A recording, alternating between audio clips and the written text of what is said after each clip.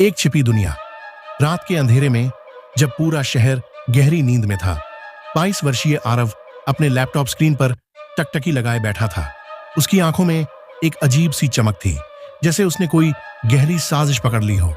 Internet के सबसे रहस्यमय रहस्यों में से एक, सिकाडा थीसिस उसके सामने था। आरव एक एथिकल हैकर था, जिसे पजल्स और क्रिप्टोग्राफी में गहरी दिलचस्पी थी। उसने पहली बार सिकाडा थीसिस के बारे में रेडिट पर सुना था, जहां लोग इसे सबसे जटिल और गूढ़ पजल बताते थे।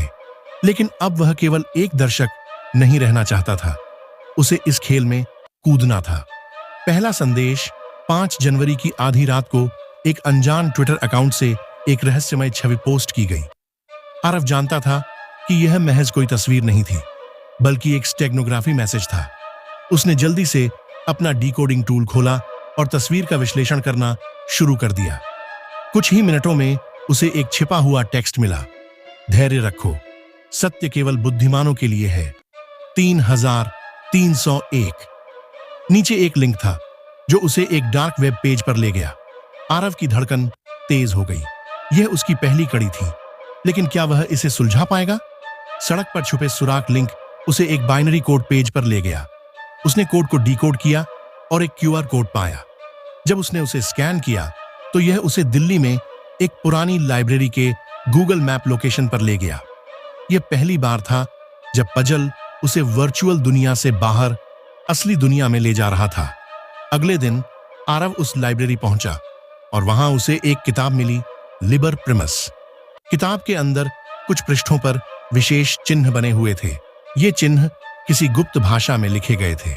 आरव ने उस भाषा को पहचानने की कोशिश की। कुछ घंटों की रिसर्च के बाद उसे समझ आया कि यह रूनिक स्क्रिप्ट थी, एक पुरानी नॉर्डिक भाषा। उसने हर पृष्ठ को स्कैन किया और कोड को हल करने की कोशिश की।